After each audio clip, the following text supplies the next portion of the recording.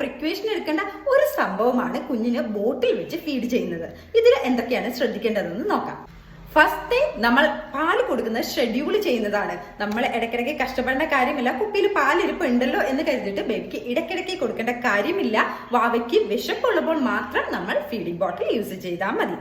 രണ്ടാമത്തത് സ്റ്റെറിലൈസേഷൻ. ആദ്യമായി നമ്മൾ കുപ്പി യൂസ് ചെയ്യുമ്പോൾ 1 മണിക്കൂറെങ്കിലും നമ്മൾ തിളച്ച വെള്ളത്തിൽ നന്നായി തിളപ്പിച്ചെടുക്കുക. സ്റ്റെറിലൈസർ യൂസ് ചെയ്യുന്നവർ അത് യൂസ് ചെയ്യാവുന്നതാണ്. പിന്നീടുള്ള നമ്മുടെ യൂസ് കഴിഞ്ഞാൽ ഇതൊന്ന് തിളച്ച വെള്ളത്തിൽ കഴുകിയെടുക്കണമെന്നേ ഉള്ളൂ. ഭയങ്കരമായിട്ടുള്ള ഡിറ്റർജന്റോ മറ്റേതിന്റെ ആവശ്യമില്ല. ഈ കുപ്പികളൊക്കെ കഴുകാൻ ഉപയോഗിക്കുന്ന ബ്രഷും എല്ലാ സമയവും നമ്മൾ കൃത്യമായി വൃത്തിയായി കഴുകാൻ മറന്നു പോകരുത്. മൂന്നാമത്തത് പൊസിഷൻ ആണ്. നമ്മളുടെ മടിയിൽ കിടത്തി പാല് കൊടുക്കുന്ന പോലെ തന്നെ കുഞ്ഞിനെ അല്പം ഉയർത്തി തല പിടിച്ചതിന് ശേഷം മാത്രമേ ബോട്ടിൽ ഇൻട്രൊഡ്യൂസ് ചെയ്യാവുള്ളൂ.